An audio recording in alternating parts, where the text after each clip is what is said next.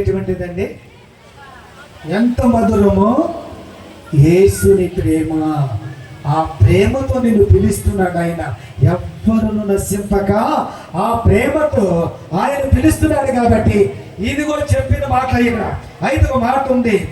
ఆయన మాటలు ఇది చదవండి. 2 ఆయన నోటి ఉపదేశమును అవలంబించము. ఆయన నోటి ఉపదేశమును అవలంబించము. ఆయన మాటలను నీ హృదయములో ఉంచుకొనుము.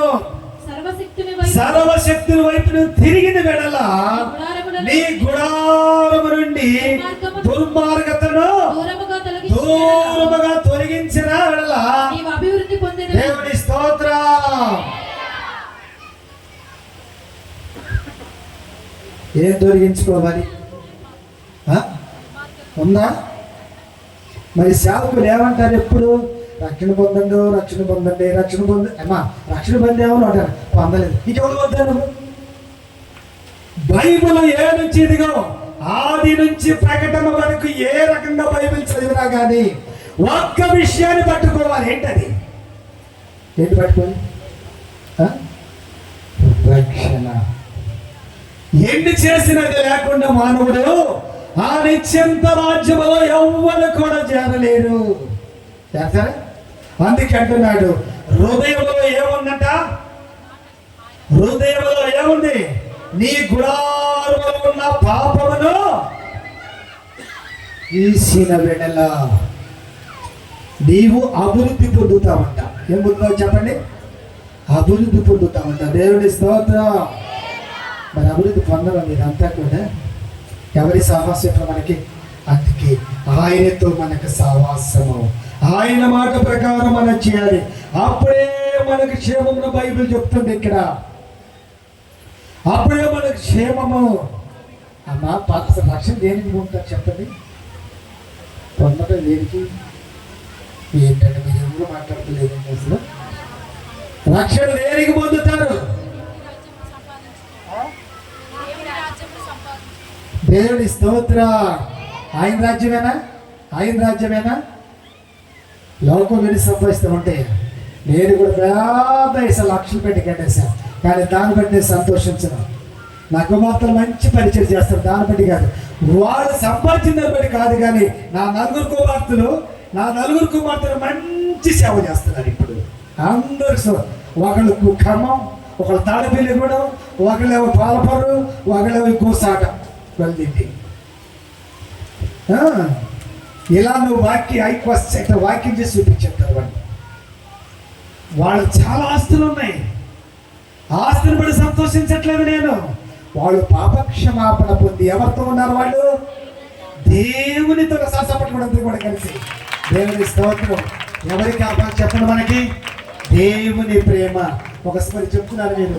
ఏ రాజ్యం అంటే దేవుని రాజ్యము. దానికోసం ఆశే కదా. పరలోకము నా దేశము, పరదేశి నిన్న మాయాలోకమే కదే యాదుకను. ఎంతో అందమైనది పరలోకము, అసమానమైనది ఆ దేశము. ఎంతో అందమైనది పరలోకము,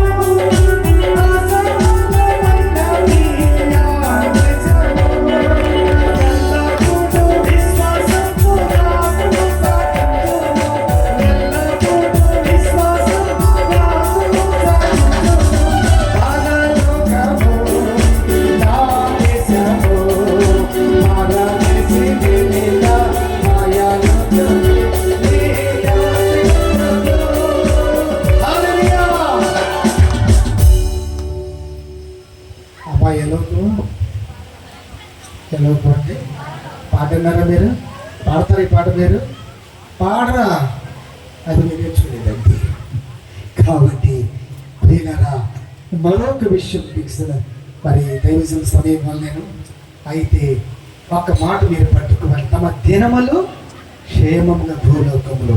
రెండోది ఏంటి? తమ సంవత్సరములను సుఖముగా వెళ్ళబుచ్చెదరు.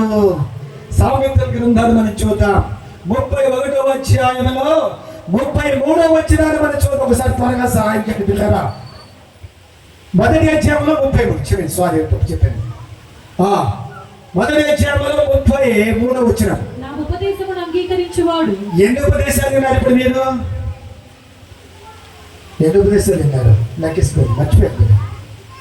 మొట్టమొదటి ఒకటి చూపించాను కదా, ఒకటేగా చూపించింది మీకు. రెండోది ఏం చూపించాను? ఉపదేశులు వాళ్ళు ఏమవుతారు? ఆయన సాహసము కోరుకుంటారు. అర్థమైంది కదా? ఇప్పుడు మూడోది ఏంటి? చదవండి, ఇప్పుడు చూద్దాం. నా ఉపదేశము అంగీకరించువాడు, నా ఉపదేశమును అంగీకరించువాడు సురక్షితముగా నివసించును. వాడు కీడు వచ్చుచున్నా గాని భయము లేకుండా ఎలా ఉంటారండి? రక్షణ పొంది దేవలా ఉంటాం. ఉంటే ఈ రాజ్యము కాదు. అయ్యగారు అప్పుడే పంపించబాకండి అంటున్నారా? అప్పుడు ఎలా ఉన్నాడు మనం. అయితే ఇది రక్షింపబడ్డ వాళ్ళు ఇహమందును ప్రభుత్వం, పరమందు కూడా ప్రభుత్వం ఉంటారు. కాబట్టి ప్రియులారా, ఇదిగో తమ దినములు క్షేమంగా, తమ సంవత్సరాలను సుఖముగా. దీని అంతటికి మూల కారణం ఏంటి? మానవ జీవితము తన పాప స్థితిని ప్రభు దగ్గరికి వచ్చి ఒప్పుకోవాలి. తర్వాత చేసేది ఏంటంటే, ఇదిగో ఆయన రక్తములో మనము, ఆయన రక్తములో మనం కడగబడాలి.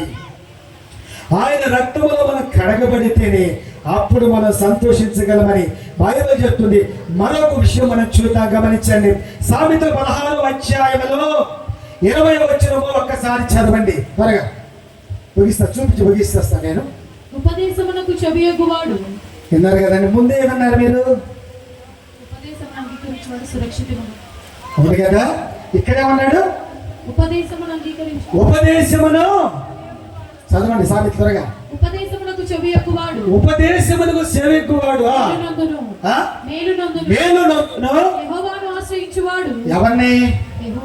యెహోవాను ఆశ్రయించువాడు. దేవుడి స్తోత్ర.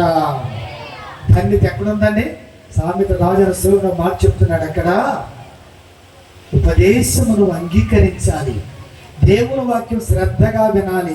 ఎక్కడి నుంచో వచ్చారులే, ఏదో బాగు చేస్తున్నారులే, వాళ్ళు బాగు చేసి వాళ్ళు వెళ్ళిపోతారులే, మాకెందుకు అనుకుంటున్నారా? రేపు మీ వెనకాల సాక్షి. ఇవన్నీ కూడా అంట చెమ్ములు కట్టబడతాయి ఏంటండి, చూసారా?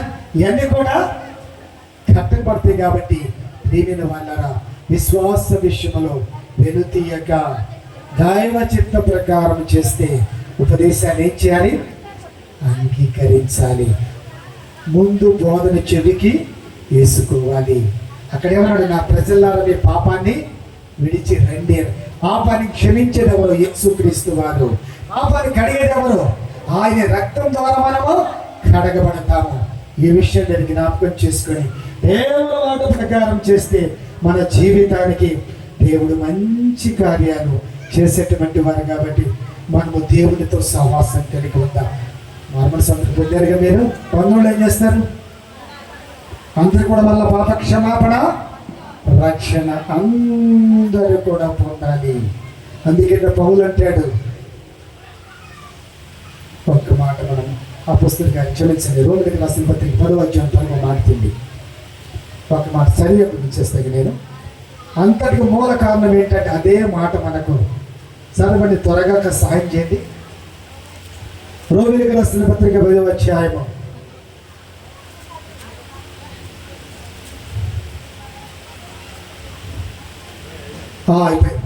సహోదరులారా, మొదటిలోనే సహోదరులారా, ఇశ్రాయేలు రక్షణ పొందవలెన హృదయ అభిలాషయు వారి విషయము నేను దేవునికి చేయు ప్రార్థన. దేవుని స్తోత్ర. ఎంత తిరుగుబాటు చేసినటువంటి పౌలు సౌలు పౌలుగా మారిన తర్వాత దేనికి ప్రాధాన్యత ఇచ్చాడు అక్కడ? అందరూ వినండి, రక్షణకే ప్రాధాన్యత ఇచ్చాడు ఆయన. అందుకే రక్షింపబడిన వారు బలపడండి, రక్షణ లేనటువంటి వారు ఇదిగో దేవుని యొక్క సమక్షమును మీరందరూ కూడా మీ పాపములు ఒప్పుకొని రక్షణ పొందండి. దినములు చెడ్డవి గనక సమయాన్ని పోనీయక సద్వినియోగం చేసుకుని. ఆ పాపకి రక్షణ దొరికిందా? ఏమైపోయింది?